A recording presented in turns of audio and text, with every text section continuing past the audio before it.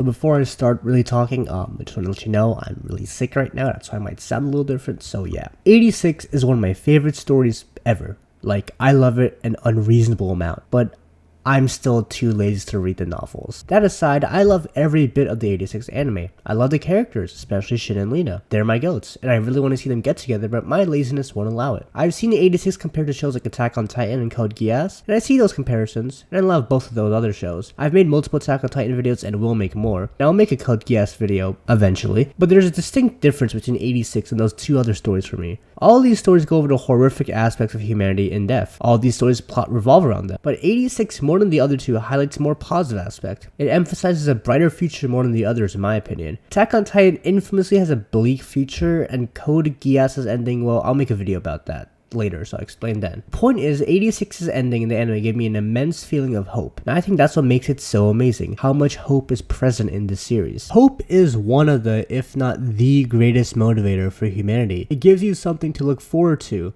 protect, to fight for, to love, you name it. Without it, you could argue life could be meaningless if you have no hope at all. It's something each one of us needs to have, and 86 represents that so well. To explain the hope in this series, you first have to establish how bleak the world of 86 is. The Republic of San Magnolia has sent the 86, non-Albas, to die against the Legion. Life for the 86 is practically just waiting to die. But in this horrific circumstance, there was one glimmer of hope for these people, that their Reaper would carry them on and remember them. They fight and fight with only that to go on with, but that hope was enough for many of them to give the Legion hell and leave the rest to the Reaper, who was none other than Shanae Nozen, one of my personal favorite characters of all time, by the way. An amazing representation of the strongest trope and the burden it comes with. Like anyone, Shin needs hope to operate. For the first half of the show, his drive and hope was to honor his brother. That's what kept him going for years and years. The rest of the Spirit Squadron, we would all know, also followed Shin. He really was a symbol of hope for the countless number of 86 trapped in this hell. On the other side, there was someone who operated with the hope that someday it wouldn't be like this, that someday this cruel society built by San Magnolia would be changed for the better, and that would be, of course, Vladimir Milze, who is also one of my personal favorite characters of all time. Lena operates a lot differently than her Alba counterparts, and especially differently to her handler counterparts. She does view the 86 as human, not just a drone like the rest of her country. She wants to be different from anyone else that does her job, acting nicer and more considerate to her soldiers, in the hope that they realize someone is on their side, in the hope that one day these barriers will be broken. But early on, this hope was very much blind hope, a very naive wish of someone that doesn't understand the world, and she get that wake-up call pretty early on. Do you think that if you just act nice and talk to us every day, that it's some kind of substitute for treating us as human? You didn't care enough to ask us for our real names! It never even crossed your goddamn mind! Lena may have not had any bad intentions with her actions and words, but she definitely didn't know how her processor would respond to her words and actions. She's not a saint for having this naive hope. The 86 are in a situation so dire and so hopeless that words don't do anything. In fact, very little would do anything. It would take a very special person that does very special things to ignite hope in them, and Lena was not that in the beginning. Very far from it. She was to the 86 no better or even worse than all the other Albas. However, despite this setback for her, despite everyone being against her, from her commanders to her best friend to the 86 she's commanding, she still persists and persists, all in the hope that her actions will not be in vain, and it will start to pay off more and more. Her 86 processors after a while come around to her, come to respect her and actually grow pretty fond of her. But the first half of 86 didn't end all happy. Shin decided to finally fulfill his biggest hope and want to free his brother, and in a truly beautiful battle sequence, where Shin powered through against all odds like he has for his whole life. Since childhood, since his brother left him, he's powered through just like this, for the most part, all alone. While he was revered by all his 86 comrades, and he thought of them as family as well, there's certainly a distance between him and everyone else. We'll get to that more later. But this time, his efforts would be aided by his handler, sending a missile strike to help, which was very, very illegal for her to do, showing her absolute dedication for her cause that no one believed in, and that she did not care what their consequences would be for herself. With that extra help, the Reaper finally was able to fulfill his duty on his brother, freeing him from the hellish life as a Legion unit, and now he and the rest of his surviving comrades decided to venture out, with new hope now, to explore whatever is outside the prison they were born in, and to live out their days in bliss. To steal my own line, for their whole lives, death was chasing them, and trapping them in the 86 sector. Now, they are chasing death, which, by the way, is something I said when I first saw the scene. I have no idea what came over me, but that is a really cool line. Now, while the 86 have any hope, Lena's unfortunately died there, the hope where her squad lives and prospers, leaving her crying in the streets of San Magnolia. But as we know, Lena's hope wouldn't go out with her squad. it only burned brighter. She takes her squad's presumed death hard, really hard, dyeing her hair a streak of red and dressing in all black in honor of her former squad, getting the nickname Bloody Regina, which by the way, is so fucking cool, man. She's so badass. Her new hope now is that one day, somehow, she'd catch up to her old squad after they went ahead. She becomes even more respected among the 86 as a handler, despite her ranking falling in Santa Magnolia, something she couldn't give less shits about. She becomes this totally determined badass that won't stop and won't give up, all because of her new hope that she'd end up catching up to her squad and fulfill their final wish. Now, to go to that said squad, because of course it didn't die, how could they make more content if half the cast was dead? They'd end up in foreign land, in the Giad Federacy, where for the first time in their lives, they can live like normal people, without the constant threat of their lives for once. They do normal people stuff, they get phones, they cook, they go shopping, they draw, you know, things people their age would do when they're not child soldiers. But despite them finally being free to live however they want, they can't. Fighting is all they know in life, and they can't just live a normal life after seeing countless of their friends die. They can't let their deaths be for nothing, and they rejoin the battlefield. But while everyone seems to actually be engaged and hopeful in this new environment and the new army, Shin, just by watching him, seemed to be just a bit off. He was always stoic, mysterious, nonchalant, but he seems a little empty and a little on edge now, probably because that's precisely what he was. His comrades have found a newfound hope to live with their second chance, but not Shin. His comrades have not gone through what Shin has gone through for how long he's been doing it. They understand him well, but could really never understand what it's like to be the Reaper. For his entire life, he's seen people close to him get killed,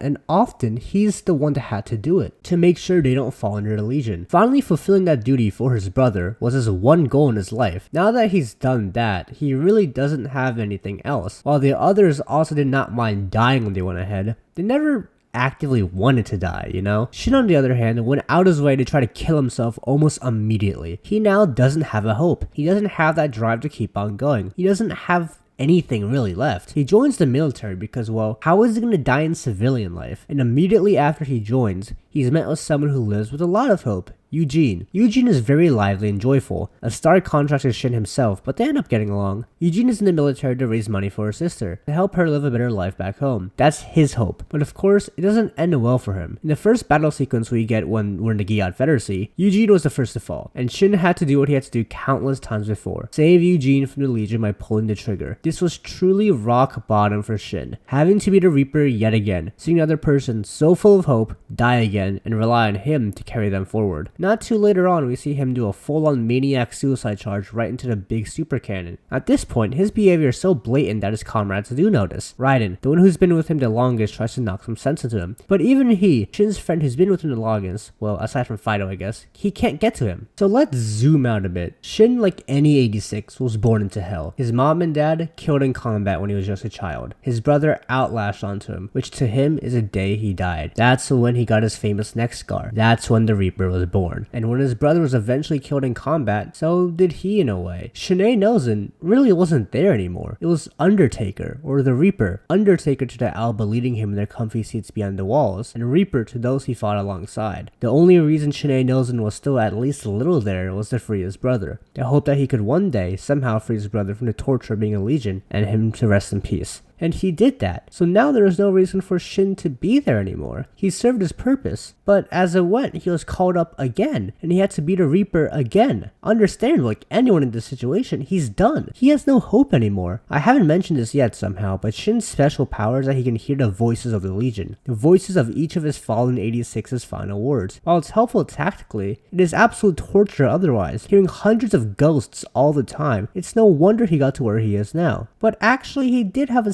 sliver of hope that didn't involve his brother. That was his last handler, Lena. Lena really got to Shin. At first, it was because of experience with his brother. It intrigued him. But above all else, Lena really showed she cared to Shin. Shin and Lena would call every night, and over time, they did develop a bond. And for the first time in his life, Shin had hope that someone could do the very thing he's done for so many people. That Lena would carry him on. That she would outlive them, and he'll be free from his torture. However, the Legion offensive strikes San Magnolia, and for all he knows, Lena is as good as dead as the country burned down. As we know, Lena lived the ordeal, calling upon all 86 to aid her. This truly was such a cool moment, from getting ridiculed and getting a reality check from Theo, to gaining so much trust from the 86 that they'd answer her call to protect a country that's done nothing but torture them is unbelievable. Her transformation as a leader is unrivaled. She fought against everything. Her own best friend told her what she was doing was stupid and that there wasn't a point, but instead of relenting, she pushed back even further to the point where she threatened her, and now she converted her back to her side. Her superiors ridiculed her and thought what she was doing was laughable. She couldn't give less shits. This is only possible because of her hope, from forming a better society to now wanting to catch up to her beloved squad, whether that be in status, fighting side by side with the processors and not letting them down, or by going out without letting up and fighting till the very end. She is so unbelievably determined to reach that goal. That's what hope does to someone. Make them so dedicated in what they do in the belief that it will all be worth it. Which is such a stark contrast to how Shin was at this point. The scene where Shin is called upon to be fodder yet again and has this amazing visual with all his fallen comrades and Lena is so beautiful. It shows his state. Everyone has left him. He has nothing anymore. No hope, not even his newfound one with Lena. His only purpose right now is to die, alienating himself from his friends who still view their lives as valuable. He himself says it best. I don't want to see the ocean like you guys. There's nothing I want to do or any place where I want to go. Sadly, we survived. I was supposed to die. The future is too long for someone like me. And he will do his very best to die against a Morpho. The final fight starts and it really couldn't go much worse. Shin thinks every single one of his remaining comrades died because they all got picked off one by one and he's all that's left. He gives his all and then some to defeat the Morpho, which he does with some help from Frederica, who, like Shin, operated off the hope of freeing someone from the Legion, in her case, Kiria. Unlike Shin, however, she was able to see the potential for life beyond that hope. Granted, she is considerably younger than Shin and has not seen nearly as much as Shin has, but still, she knows life is valuable. She has advocated for the 86 to live their lives now that they can. This is yet another case of how far Shin is gone. He generally can't see light anywhere in his life, which conveniently is perfectly shown in this final sequence, when Kiria finally says he's just like him. You're just like me, because you also have nothing left. We again see every one of his dead comrades fading away as it's just Shin alone, leaving him to beg for his death. Now I've made a video about how absurdly good this part of 86 is, but I want to repeat myself because it is that good. As Shin was finally going to get the death he wanted so badly, someone saves him, none other than Lena, the only person who could have saved Shin at this point. The moment where he realized that the person talking to him was his so valued handler was one of the best moments in fiction ever. When Lena explained her reason for fighting, her hope, Shin's own hope came true. Lena did carry him on, and everyone else on. Seeing that picture with everyone again, not just her Juggernaut chips, made him see the new light, that his life, while horrific, was more than that. It's something you should be more proud of. Hearing those words, Shin drops his brother's chip, finally showing he's moving on with his life, finally seeing that light, finally feeling hope again, that his life was worth it and worth living, that he now has someone he needed so desperately. I could rave on and on about this, but it's better to move on to the next part because it is somehow even better. Before we see Lena and Shin and the squad, we see Shin confront his past, visiting Eugene's grave, visiting the grave of his fallen friends, now being able to confidently and happily say he's the Reaper, a role he will more than happily accept now that he sees a reason behind all of it and hope behind it. Lena also visited her dad's grave. Her dad is where she got her hopes after all. Walking around the battered country, she still sees people being hateful in such a desperate time, but she remains hopeful that one day her hopes will no longer just be that and become reality. That hope would only increase as we get to the amazing moment where she realizes who she's now commanding. It's been a while.